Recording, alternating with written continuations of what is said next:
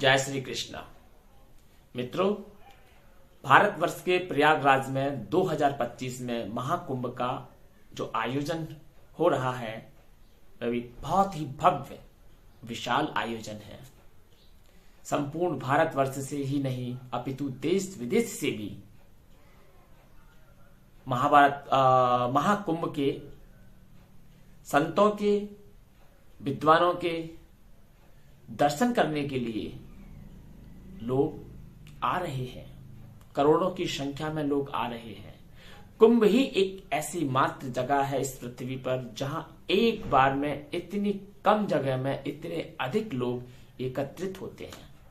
यह अपने आप में एक अनुपम सनातन संस्कृति की एकता का प्रतीक है जो हम पूरे वर्ल्ड में स्थापित करते हैं और इसका रिकॉर्ड आज तक कोई नहीं तोड़ पाया। ऐसी है हमारी सनातन की परंपरा, हमारी एकता। मित्रों, कुंभ का जो इतिहास है, कुंभ की जो धारणा है, कथा है, वह पुराणों से प्रेरित है। पुराणों में समुद्र मंथन से कुंभ की कथा जुड़ी हुई है कि कैसे देवासुर संग्राम होता है, असुर और देवताओं के बीच में समुद्र मंथन होता है, फिर उससे 14 रत्न निकलते हैं, उसमें से विष भी निकलता है और उसमें से अमृत भी निकलता है। और वह अमृत देवता और असुर दोनों प्राप्त करने के लिए आपस में झगड़ा करते हैं और वही अमृत की बूंदें इस पृथ्वी पर 4 जगह गिरती हैं: हरिद्वार, नासिक, उज्जैन और प्रयागराज। बस यही से कुंभ का प्रादुर्भाव है। ये कथा है कुंभ की। लेकिन कुंभ का वास्तविकता में जो अर्थ है वह है कि कुंभ में हमारे देश से, देश के दुर्गम स्थानों में जो ऋषि, संतगण, विद्वान तप कर रहे हैं, कोई हठ योग कर रहा है, कोई ज्ञान योग में तल्लीन है, कोई ज्ञान प्राप्त करने में लगा हुआ है, कोई भगवान की भक्ति में तल्लीन है। जगह जगह ऐसी जगहों पर स्थित है ये जहां पर आम आदमी का पहुंच पाना बहुत मुश्किल है। पूरे भारतवर्ष में ये फैले हुए हैं संत, महात्मा, विद्वान। तो जब कुंभ आता है, कुंभ का आयोजन होता है, तो ये अपने अपने स्थानों से निकल करके उस कुंभ की पवित्र भूमि पर एकत्रित होते हैं।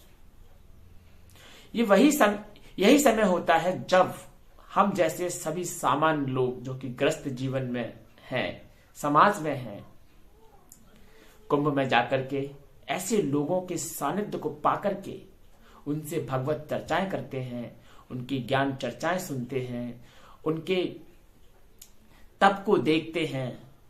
कोई व्यक्ति ऊपर हाथ करके हठ योग कर रहा है, कोई व्यक्ति खड़ा होकर हठ योग कर रहा है, कोई व्यक्ति कांटों पर सोकर के हठ योग में तल्लीन है। तरह तरह के, कोई व्यक्ति अपने सिर पर उसने गेहूं की फसल को बो रखा है। तो ऐसे ऐसे आपको हठ योगी मिल जाएंगे। इनका उद्देश्य स्वयं का कल्याण करना नहीं है। इस हठ योग का उद्देश्य है समाज कल्याण।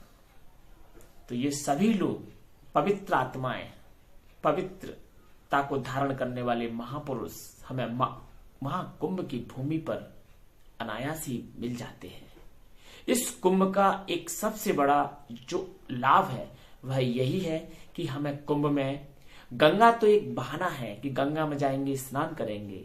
मित्रों, कुंभ में वास्तविकता का जो उद्देश्य है वह यही है कि हमें गंगा किनारे, यमुना किनारे, सरस्वती के किनारे इन महानुभावों के, इन महापुरुषों के, इन भक्तों के, इन ज्ञानियों के, इन तपस्वियों के दर्शन मिलेंगे, जिससे हम कुछ सीख पाएंगे और आगे आने वाली पीढ़ी को कुछ दे पाएंगे। तो कुंभ का वास्तविक उद्देश्य महापुरुषों का संग प्राप्त करना है मित्रों। लेकिन कुंभ में कुछ चीजें आपको देखने को मिलेंगी जो कंट्रोवर्शियल है, जैसे कि आज एक महिला है हर्षा रिछारिया, उसको लेकर के कंट्रोवर्सी क्रिएट कुंभ में हो रही है। निरंजनी अखाड़ा के शाही रथ पर विराजमान होती है। प्रॉब्लम यह है कि उनकी जो प्रोफाइल आईडी है हर्षा रिछारिया की, उस आईडी पर उन्होंने नकली जटाएं लगाते हुए अपने वीडियो अपलोड किए हैं। तो फिर नकली जटाएं आप लगा करके लोगों को बेवकूफ बना रही हैं, तो लोग तो नाराज होंगे, स्वाभाविक है। एक और आप कह रही हैं कि मैं 2 साल पहले साध्वी बन गई थी, एक और फिर जब आपको ट्रोल किया जाता है तो आप कहते हैं कि मैं साध्वी हूं ही नहीं। तो एक समय में 2 विभिन्न प्रकार के स्टेटमेंट आप रिलीज करती हैं, संत आपको डांट लगा देते हैं, आपके इस व्यवहार को आलोचना करते हैं, तो फिर आप संतों पर ही भड़क जाती हैं। आप संतों से कहती हैं कि उनकी तपस्या इस लेवल की नहीं है, उनको शर्म नहीं आती, उनको ये, मतलब संतों पर भी आपने आरोप लगाए। और यहां तक कह दिया हर्षा रिछारिया जी ने कि मैं संतों पर, जो विशेष करके काली सेना प्रमुख आनंद स्वरूप महाराज हैं उनके लिए, और जो सोशल मीडिया पर उनकी पिकें अपलोड कर रहे हैं, उनके वीडियो अपलोड कर रहे हैं, उन सबके लिए हर्षा रिछारिया ने धमकी दी कि मैं अब लॉयर के माध्यम से विधिक कार्रवाई इन सभी लोगों पर करूंगी, मानहानि का दावा इन पर करूंगी। इस प्रकार के स्टेटमेंट कुंभ की भूमि पर रह करके उनके द्वारा दिए जा रहे हैं, तो इससे कंट्रोवर्सी क्रिएट हो रही है। ज्योतिर्मठ के शंकराचार्य अभिमुक्तेश्वरानंद जी ने भी हर्षा रिछारिया को डांट लगाई। उनको डांट का तात्पर्य उनको समझाया कि ऐसा नहीं करते, ये सनातन के मूल्यों के विपरीत है कि आपने भगवा वस्त्र पहन लिया फिर उसको उतार दिया, नकली जटाएं लगा ली, ये गलत है। इससे लोगों की आस्थाओं को ठेस पहुंचती है और सनातन की मान मर्यादा भंग होती है। तो इस प्रकार के कुछ विवाद हमें अभी कुंभ में देखने को मिले, जो कि अप्रिय है, ठीक नहीं है। मित्रों, इतनी बड़ी भीड़ में तरह तरह के लोग पहुंचते हैं, ये तो होना स्वाभाविक बात है।